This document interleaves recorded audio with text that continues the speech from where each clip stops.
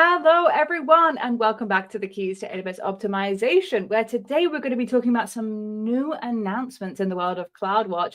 And these guys are going to come and explain it to me. I'm super excited. We were just saying this before we came on camera, that I get so fortunate doing this show where I get to bring experts in to teach me personally and all of you about these cool things to help you optimize. But before we start, let's get into our kind of casual question, which is, have you guys had a frugal week or a splurgy week? Jean, why don't you go first? Yeah, well, thanks. So on my end, it was more a frugal week, mostly because I was recovering from some whatever kept me tired over the weekend.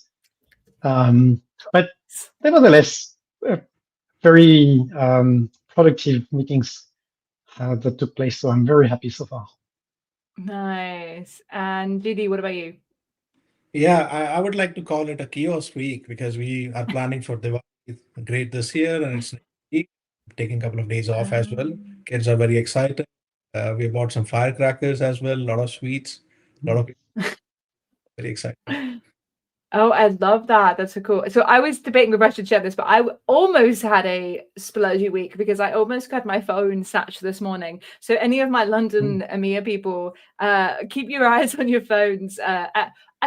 At 6:30 a.m., someone tried to steal my phone. I was just like, who's awake at 6:30 thinking I'm going to go try and steal someone's phone right now? It doesn't feel like the right time. So almost, but luckily I was fine. And it wasn't too bad at all. Eri Edit says I had to buy some spooky stuff, so it was a bit splurgy for me, which I love. Getting into the seasonal stuff. There's my kind of seasonal bits and bobs, which I love. Oh, people in the chat, I think that was scary. Hope you're okay. I'm fine. I have a very strong grip. As you know, I do a lot of competitions in strength sports, so luckily I was able to out-grip the thief.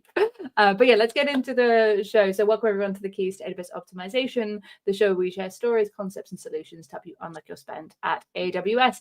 My name is Steph Gooch. I'm a senior SA advocate here to help you on your FinOps journey. Let's get into these guys 1 minute origin story. Jean, do you want to go first? I know you've been on before, but just to reintroduce yourself to the folks watching. Yeah, thanks, Steph. So precisely, very happy to be back and share again here.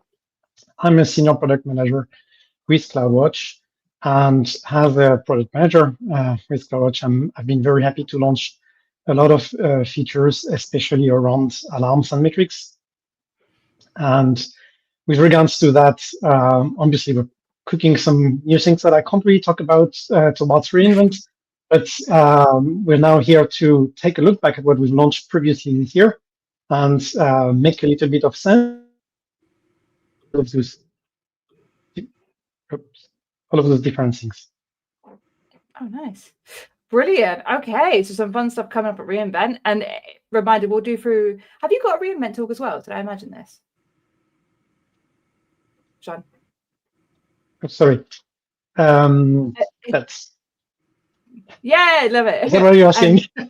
No, but do you have are you giving a session at reInvent? I'm preparing one. Unfortunately, for personal reasons, I won't be able to deliver it. So I'm working with some amazing people to deliver it in my name. But don't worry, there will be some really nice sessions. Yeah. Make sure to share the session ID and we'll kind of highlight that before we finish up. GD, do you want to do yours too? Sure. So my name is Gagandeep Singh. I'm a senior technical account manager. I just completed 3 years earlier this week at AWS, so had a very exciting journey. So today, as John mentioned, we're going to talk about some of the new features and cool stuff. And in regards to reInvent, I'm leading AI Ops kiosk there. So there's a lot happening on AI around, and there are cool features coming as well and cool stories. So we'll look forward to see you all there as well. Yep. Perfect. I love that. Greetings from Costlayer and welcome everyone in the chat. Please drop any questions, comments in the chat where you are watching us now, either on YouTube or Twitch. And if you're watching us on demand, pop any questions or comments in that comments box at the bottom and we'll make sure to pick those up. But let's get into what we're actually talking about, which is some new features that you guys came to me and you were like, hey, we really think this would be great to come on to Keys. And we're going to talk a little bit about alarms and how you can kind of reconfigure some stuff to make it a little bit more optimal. But Jean, do you want to kick off with kind of explaining what this new feature is and what we're going to be looking at today? Sure, with pleasure. Just one thing before I dive into the future, I wanted to call out one of the reasons why we're here today is because if you go to the What's New page and you look at what CloudWatch has announced since the start of the year, we're already past the 115 What's New posts that quote CloudWatch. And yes, I know. Wow. So when you when you look into that and you wonder, how can I know what's really important, what really matters to me? Are those connected? Like, are some of those launches, working together to paint a different picture than if I look at them one by one? Mm-hmm. That's exactly what we want to do today, is to put a little bit of perspective on some launches that if you look at them in isolation, you might think that there are some great improvements in some areas. But if you look at them together, it then paints a different picture and helps you understand, oh, wow, there is something new that I can do here that I was not able to do before. And so those things work not just in isolation, but together. Yeah. So we're not talking about just one launch. We're talking about at least 3 launches here. The first one is, I'm going in chronological order of how we announced them. The first one is the ability for an alarm to evaluate multiple metrics in every time the alarm evaluates. The second one is the ability for the queries that you write over your metrics in CloudWatch to look back over 2 weeks of time. Mm-hmm. And the third one is the ability to use your resource tags in the queries that you write on your metrics in CloudWatch. So like I said, if I just tell you that one by one, you probably don't really see how they stitch together. And that's what we're going to try to walk you through, and also understand how that can really help revamp the way you think about creating your alarms and managing your alarms in CloudWatch. Yeah, and I'm just dropping all the links in the chat wherever you guys are. So there's got brilliant announcements. If you want to dive deep into those, have a little look. And just a couple of other things. Your remit session is COP327. Go and check that out. Also, later on, I'll be running through my sessions and the optics teams ones, so you can get that. Rachel from Chicago. Hey again, Rachel. Nice to see you again. There's some other questions. There's some comments about my phone and saying I'm very strong. I am. That don't want to divert the conversation. So let's get into setting the scene about this. Multi-use for alarms is the first one we want to cover, right? And about what that actually means and looks like when it comes to setting these up, because it sounds quite useful. Like, now I don't have to do one for every single one of my resources. Is that right? Yeah, exactly. That is the main benefit and the main reason that the customers ask us to do it. It's that you can, if you create one alarm that will evaluate different resources and then let you know exactly which resource fails. One of the things that is really cool with that is that you don't really care, if you add more resources or if you delete some resources. Like when you have something dynamic, some auto-scaling group, every new resources that matches your definition will automatically be monitored by the alarm. And when you stop the resource, you don't care either to manage anything, to delete an alarm or. Interesting. So if your resources change and things like that, it all kind of covers the resources you have. Sorry, does that make sense? If your resources change, the alarm still covers them. Yes. Very good. So less overhead. How does that work in terms of, if you're doing this in terms of infrastructure as code and you create that alarm, what parameters do you put in to cover it then? That's kind of going off track. That's going off track. But did that make sense? That good question? Yeah, no, that's fair. And then that's exactly one of the things that JD is going to show in a few minutes, because we're going to walk you through exactly what it looks like, how it works, and so you will be able to see it in action, which is even better than any words that I could give you. But just in a nutshell, before we even go to that demo, very simply put, you write a query. So instead of creating alarms in your infrastructure as code for every resource that you create, you create just one alarm up front with a query, which we will see also in a few minutes. It's like an SQL language. So it's like a select the name of your metric from the name of the namespace that your metric belongs to, and then you put some filters, some close to group by the results, so you have different results, and everything that comes out of this query is going then to be monitored by your alarm as if you had multiple individual alarms defined. Cool. I've got a question, which is, are there any workarounds for implementing this if you're not familiar with SQL? Oh, I love this question. JD will show you, because no, it is really important. JD will show you 3 different ways to create the alarm. Fundamentally, you use the SQL language, and everything you do will always translate to the SQL language in the end. But in order to help you, there is also a visual builder where you just click the metrics and namespace or whatever you need. Even though if you want more help than that, you can write in plain natural language in English, and we have a query assistant that will turn that into an SQL query. Ah, interesting. And when it comes to customers, you mentioned some people have used this, kind of what's the impact that you've seen, especially when you think about in terms of optimization, maybe cost and time? What have you seen happen? We're already diving into the straight away into the maybe one of the most important impacts. So we'll probably elaborate a little bit more on that later, but definitely the biggest impact is the reduction in the costs of maintenance of operations. Like, you have way less alarms to create when you tune them. So if you have to adapt the threshold, the conditions of your alarm, you only have one alarm to update. So you save a lot of time. It's so much easier to manage. You also have only one alarm in your list of alarms, and this alarm now has more context and will give you more information. So every alarm sort of gains more value in itself. So yeah, this is where the most visible and most immediate benefit happens. But we'll talk a little bit more after about other benefits that might be less obvious.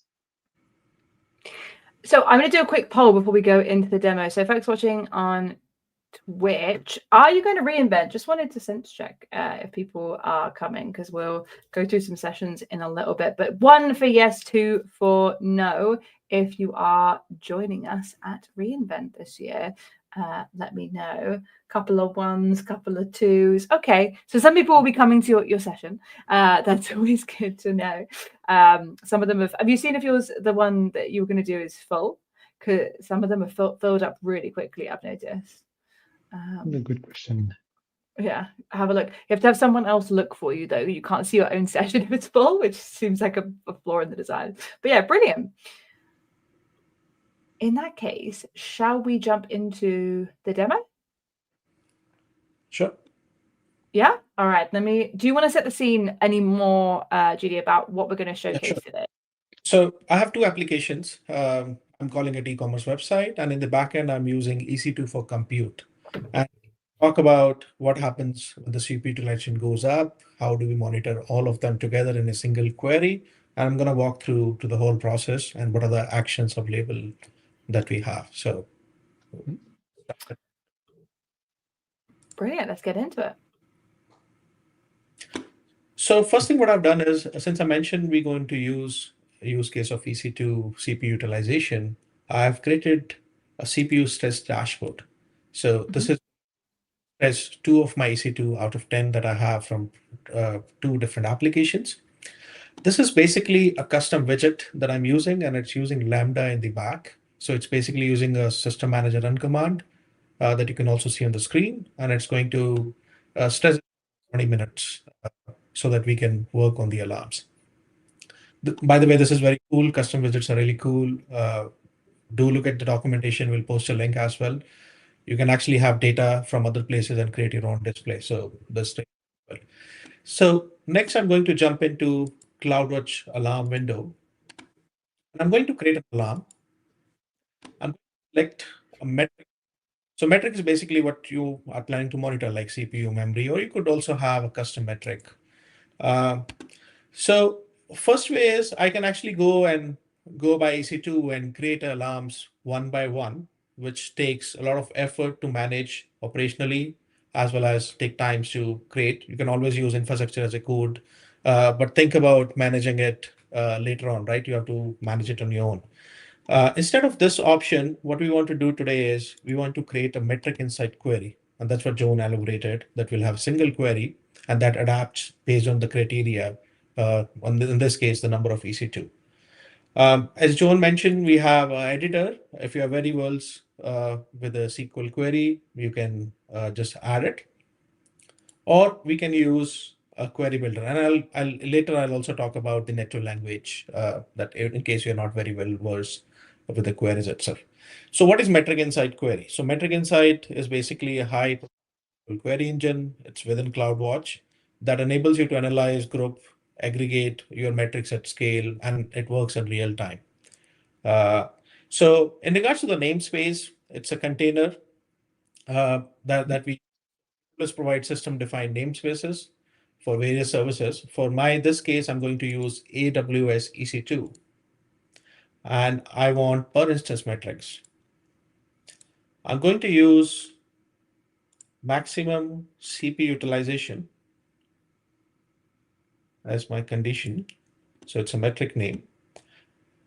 And group by. So group by is basically whatever you will put in group by, that's the information you'll get out of the alarm once the alarm reach the stage. So I would like to have an instance ID, and we are going to look at the notification, and we'll also talk about some of the other that you can do.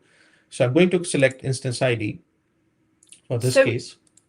With the instance ID, so that's even though this is multi-source, is that just looking at one source? Or is it, oh no, you're grouping by instance ID, sorry. I'm grouping by ID because you have the options. Yeah. Because you can filter by or you can group by. So the filter would do what you described. It would only look at a specific resource or a specific list of resources. The group by will take everything that matches the rest of the query, and then slice it by what you've defined. So what we're doing here is really we're looking at all of the EC2 instances because we haven't defined any filter. And all of the EC2 instances, we're looking at them one by one because we're grouping by instance. So we really have the most granular visibility possible here on EC2. Okay, that makes sense. Okay, thank you. Thank you, John. And I'm going to come back on the filter by option. We can also filter by tags, which is really cool. And we'll talk about how it makes everyone's life easier as well. So we will come back on that. Let's stick to a simple example now. I also want to order by descending. I want to see my high CPU instances first, and it will descend. You always need to graph a query before you move next. Otherwise, this will gray out. This will also help you validate your query. So as you can see, I have 10 instances listed. And I have an instance name at the end as well, which is listed on this graph. So what I'm going to do is I'm going to select this as a metric. And I'm going to set a threshold. Threshold is basically when this condition is reached. So if a CPU utilization goes more than 80%, then I would like to see this alarm in alarm state. So I'm going to go next. Oops, there's one thing I'd like to change quickly. I'll go back and change the period to 1 minute so we don't wait for longer time for this demo. All right. So now what about the actions? So there are various actions that you can do when alarm goes in an alarm state or comes back to an OK state.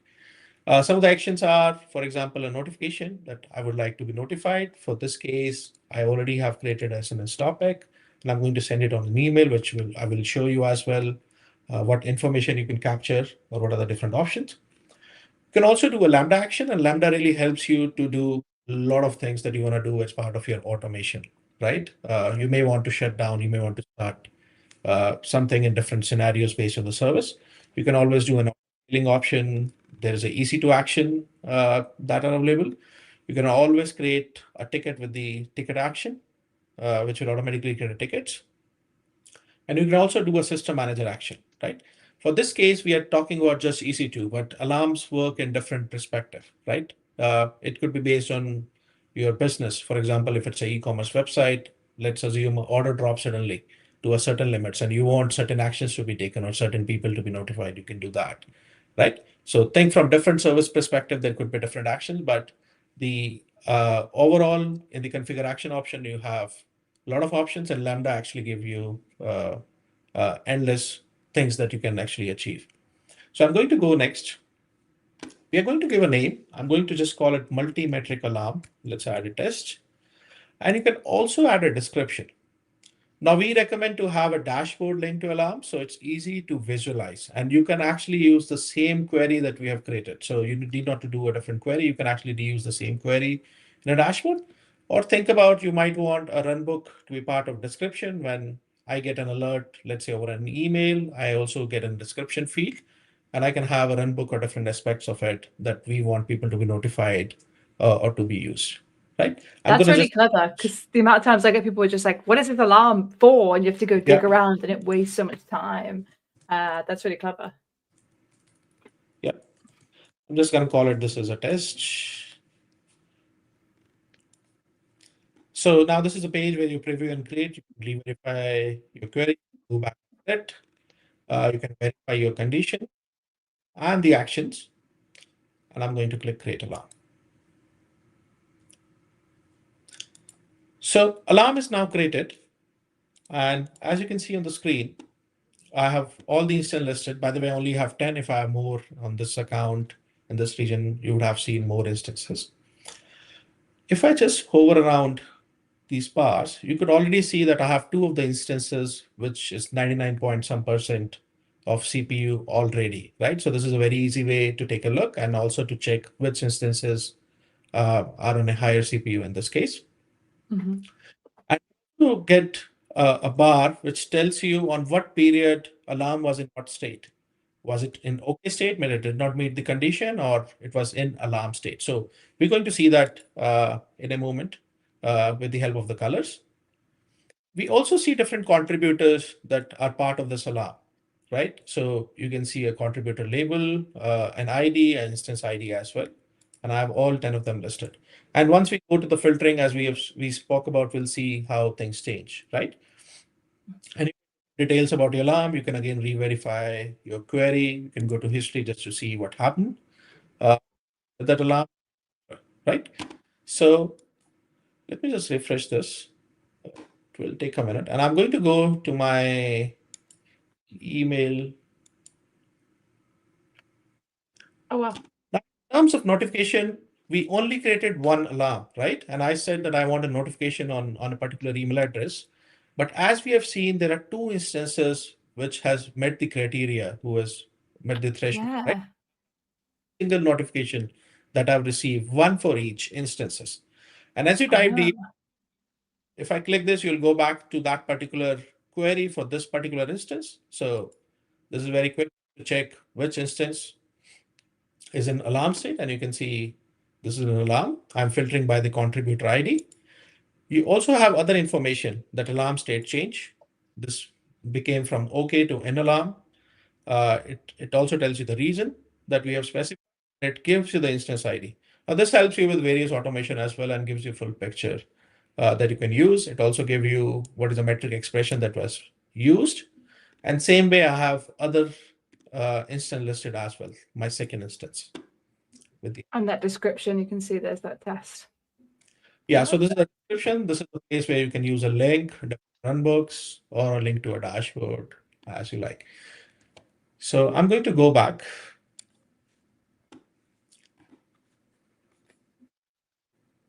While you're bringing up that, I'll just say, anyone comments, questions in the chat, please drop us. And if you've joined us halfway through, then we're talking all about these new announcements and how to connect different announcements that have come out from the CloudWatch team. But yeah, keep going.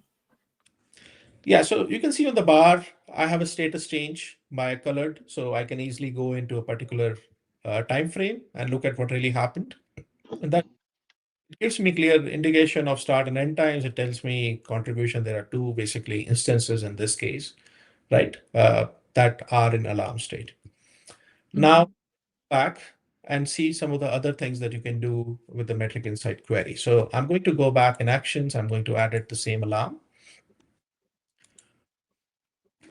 So let's now quickly take a look on filter by. As I mentioned, I have two applications in this scenario, app A and app B. So assume there's a team which is very focused on a particular application, in this case for EC2. So they can just make use of tags. So I have tag pre-set up. I'm going to select tag application equals to, in my case, A. That's what I want to see. And let's also make use of group by. So we spoke about instance ID that we have seen in the notification, but what if I also want to know environment or other information? I can also have a tag in group by. So I'm going to go back. I'm going to select a tag environment. Now it's also going to specify which environment based on the tagging that I have done already, right? I'm going to just select this. I'm going to skip, preview, and update, and I'm just going to update this. So the moment I updated, you will see, I think I did not query. Sorry for that. I'm going to go back. No worries. If you don't run the query, actually it doesn't. Oh, you have to do the graph query button. Yeah. That part. So I'm going to go back. Well, I've definitely learned something specifically there that I would do. I would message them, be like, guys, it's not working. And it's like, you have to run the button. Now it's a good tip for everyone watching, hit that graph. So you have to do it beforehand, and then you see the result. And then. Yes. Yeah. And as I did a graph query, you can see the whole scene changed, right? So now I have 5 instances. 5 instances part of my application A. And you can also see a tag of prod, right? Because these 5 reflects that they are part of the prod. And this is again coming from the tagging. I'll go back. I'll skip the preview. And this is where I noticed, because I saw everything and then I noticed I didn't update it. So because you just got an alarm for the one that was already, sorry, because you got a notification because it went into alarm, but now you've edited the alarm, will you get a new notification, or will it understand that that's absolutely receive a new notification because I've updated the alarm? It's going to reevaluate every time you edit. So it's again. Go on, sorry. Yeah, it's already in alarm state, and I'm going to show you the notification again with what details you see. How often does so say it alarms? So say something I did something today, it alarms. Does it go? Is there like a cycle where it would re-alarm at any point after, or is it just one alarm as soon as it gets into that state? So you get a notification, and it's all if you go back to my state, so you can always set like what you want to do when it goes to an alarm and what actions you want to take when it goes back to OK. Right. So I only took an action when it goes to alarm. I want a notification, but you can also have the OK state to notify you or take any actions that are possible with that alarm.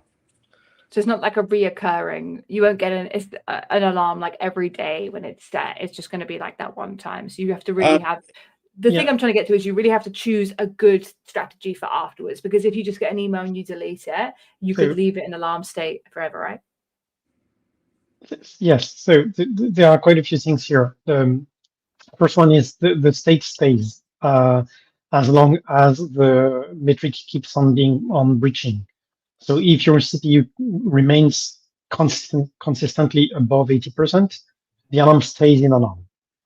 That being said, so if it goes back below the threshold, then the alarm changes state to OK and so on. But the alarm could stay in alarm for a long time if you don't solve the issue, and it won't send new notifications because the alarm just stays in the same state.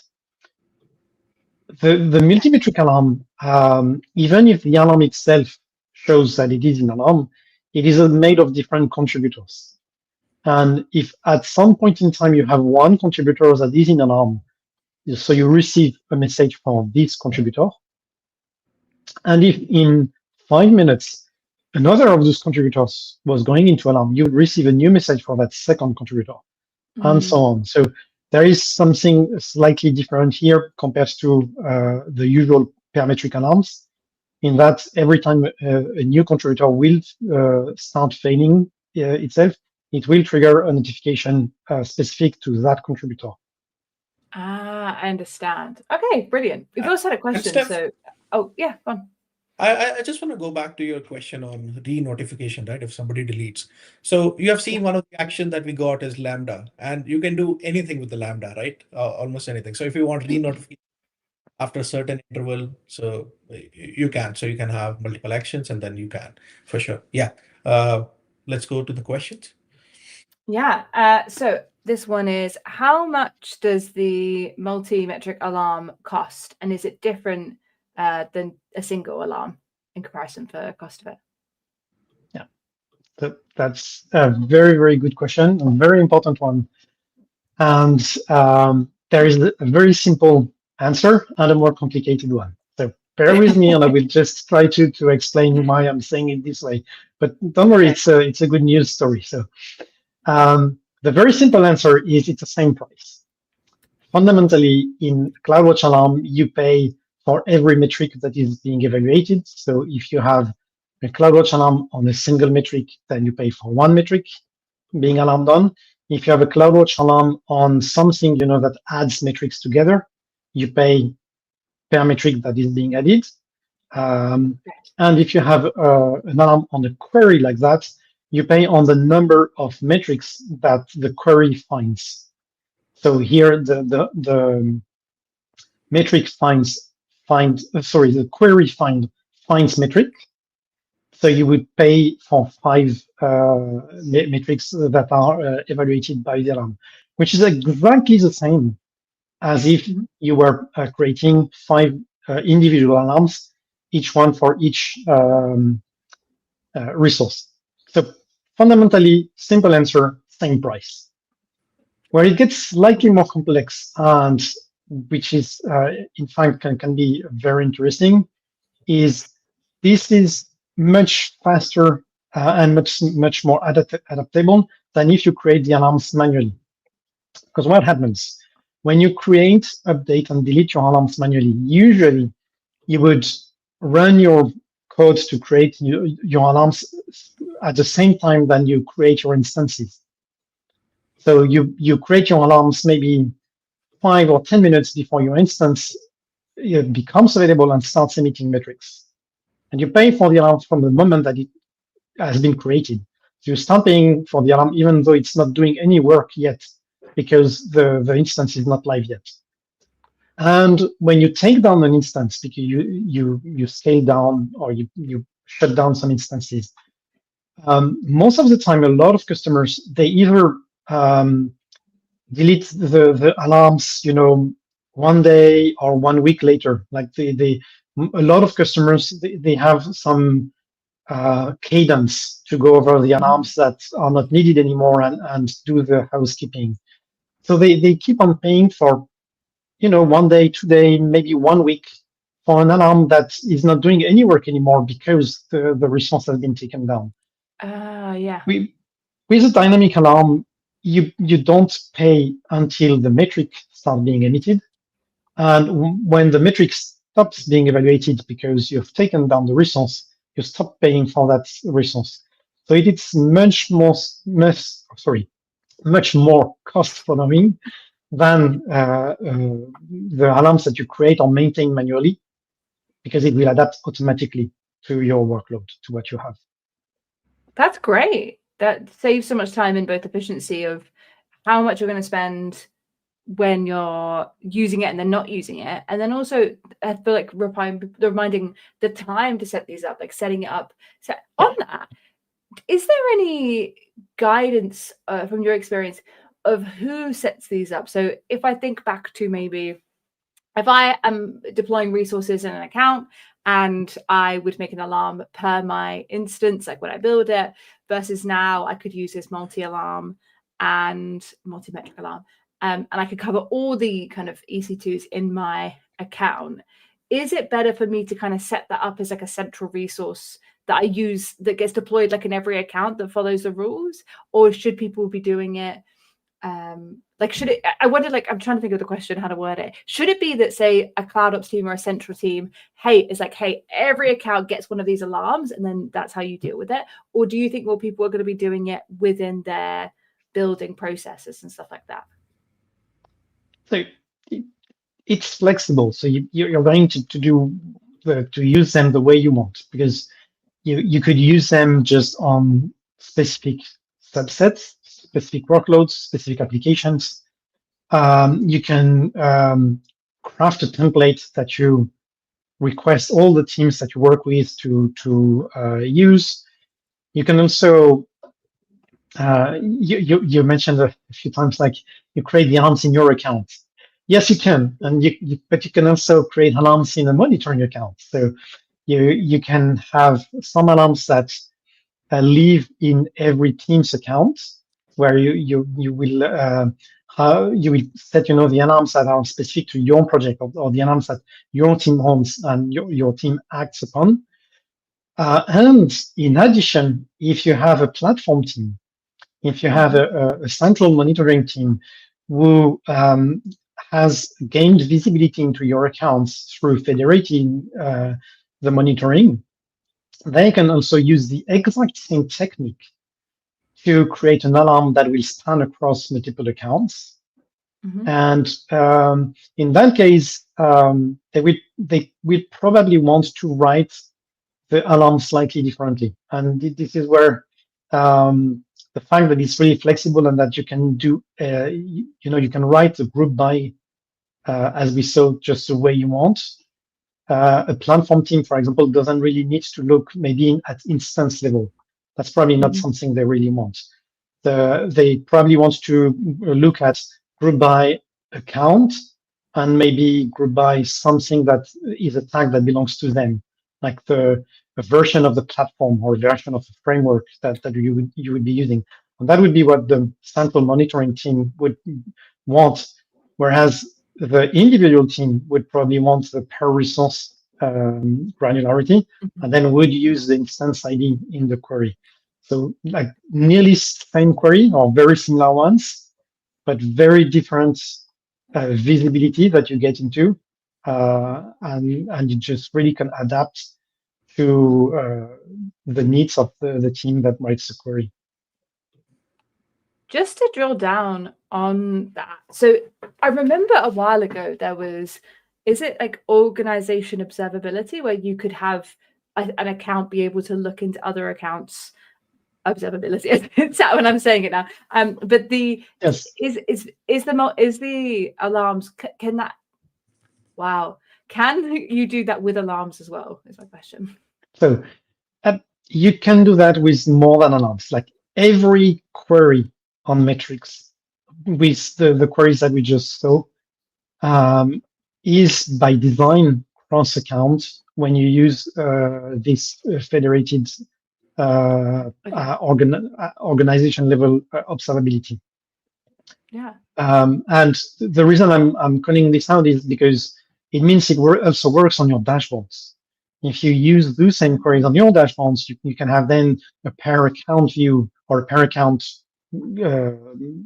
granularity slicing on your dashboard. So you can use that in your alarms. Yes. Short answer is yes. Long answer is yes as well, but not just on alarms. Everywhere you use the queries in CloudWatch. Great. Okay, we have a couple of questions, so let's dive into those before we jump back to the demo.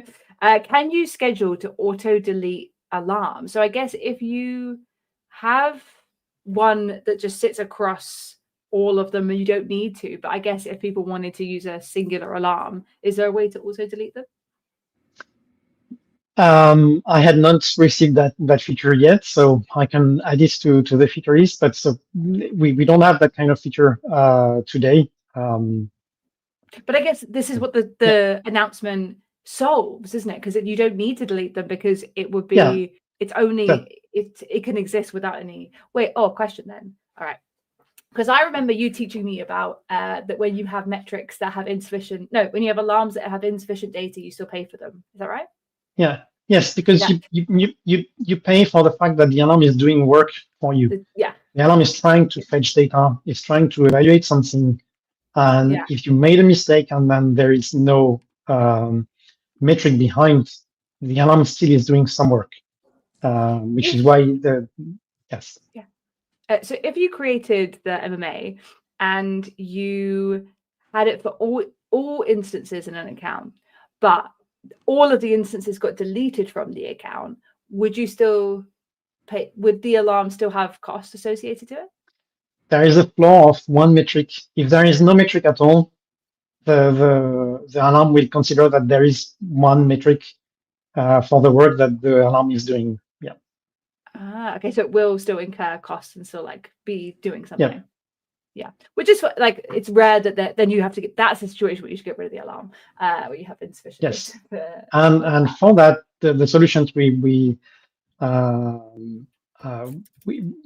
will find the blog post, maybe we can share, but we had a blog post with a solution that allows to keep track of alarms that have been stale and then do nothing in your account, which can be a nice way to look for an alarm that you would have to delete. Or you can also use the recently released CloudWatch MCP server to just ask the question to Q, like any Cairo or what alarms have not changed state recently. Which alarm should I look into for possible misconfiguration or not being useful? Brilliant. I just want to. Go for it.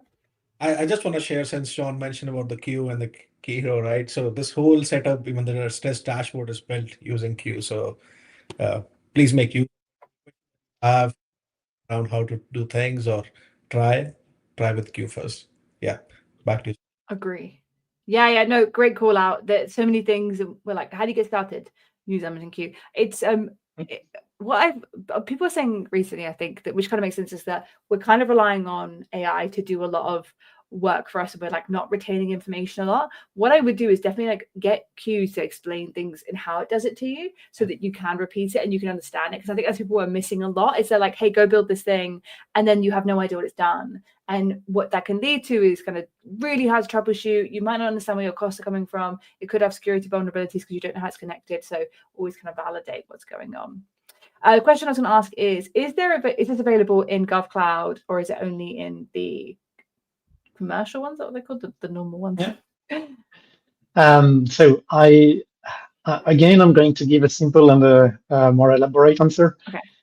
The simple answer is multimetric alarm is available everywhere. So very simple. The thing is, we called out 3 different features. We talked about multimetric alarms, the ability to look back at 2 weeks of data with the queries, and the ability to use the tags that you saw in action in JD's demo. Those 2 other features are not yet available everywhere. We are still rolling them out in additional regions. So please just make sure that you check the What's New post to double check which region you are using. But the very first one, the multimetric alarm, yes, it's available everywhere already. Excellent. And last one before we go back to some of the natural language section, is there a way to check if an alarm has been reviewed or opened, like the notification is opened? And could we check for idle alarms in the portal? A way to check if the alarm has been opened, I don't think so. The alarms don't have any information about who viewed them or who opened them, and the actions that the alarm takes, like sending a notification or posting an event to event bridge, calling a lambda, the alarm itself doesn't know about it. Like, you would know if a lambda has been triggered, because you can obviously go to the lambda history and you can see that it has been called, but the alarm itself is not aware of that information. Yeah. You can do SNS off of the alarm, right? So you Yes. could always, if you have that situation, you're like, I want to be able to check everyone done it. You could always set up something that connects maybe to your Slack or your Teams or whatever you can, because I know people do that a lot and then you could have it kind of, has anyone reacted to it in the chat? And you set a process where whoever's going to own investigating kind of has the tick emoji or something like that. That could be a workaround, or creating some kind of, like through SNS, creating a Jira ticket or something like that. So you could have it that there's a process like that to make sure, because I know we have the email example because it is like the base example, isn't it? That we all love to see. But then when it comes to the reality of working on those kind of alerts, you do need some kind of process to. Amazon can only give you all the information, but we can't make you do anything about it. So you have to come up with a good process. Should we jump back to the demo? Because I know we wanted to touch on one more thing before we finish. Sure. Thank you, Steph. Just a quick comment. You can always set up a dashboard for these alarms. I have for application A a separate dashboard and an application B and a combined. Or you can have even your business metrics in terms of alarms in the dashboard. Do check out. We know we're not diving into dashboard. It's for some other day, but do take a look. Just quickly continuing before we go to the natural language, I quickly want to call out in the notification that we received when we updated the alarm information on the tag, which is environment is equal to prod. In this case, please keep in mind that you need to enable tags in the cloud before playing with the tags information. All right, so let's go to the natural language, and I'm just going to change the region because it's available in certain regions.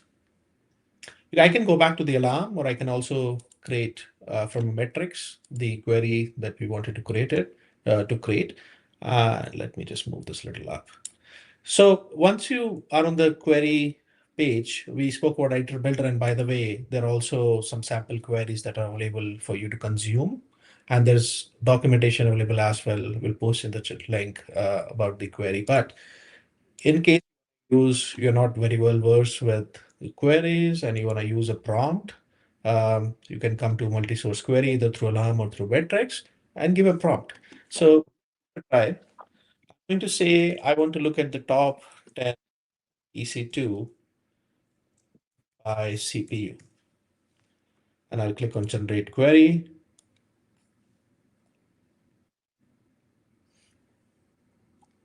Ooh. And you can see it has already by namespace, a metric name, it's grouping by instance ID, and it has taken average. I would like to have a maximum, but yeah, I can reprompt it and can change it. So I'm going to click a graph query.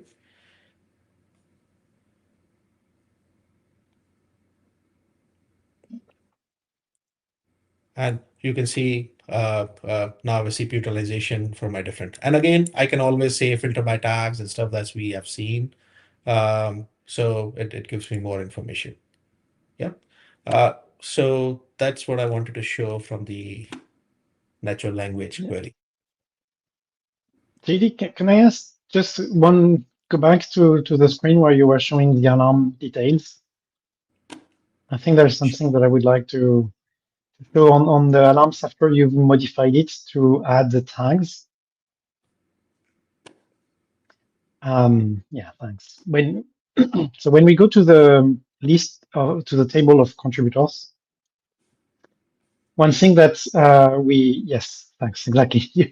You read my mind. What I wanted to show is the list of columns here is dynamic and will depend on what you wrote in the query. So if you said in your query, I want to see my metrics by instance ID, you only have an instance ID column. If you say I want to see my metrics by instance ID tag environment, you have the 2 columns and so on. So if you have a lot of metadata, where all of that metadata can bring you useful information, you can actually pile it up in the group by query. It won't, if it doesn't change the number of metrics, you would still get the same graph, but you will get more information in the table, which then can make it easier for you to consume and also to filter, because those columns, they are available for filtering. If you click at the top of the screen in the filter by property filter, so just below the alarm name at the top of the screen.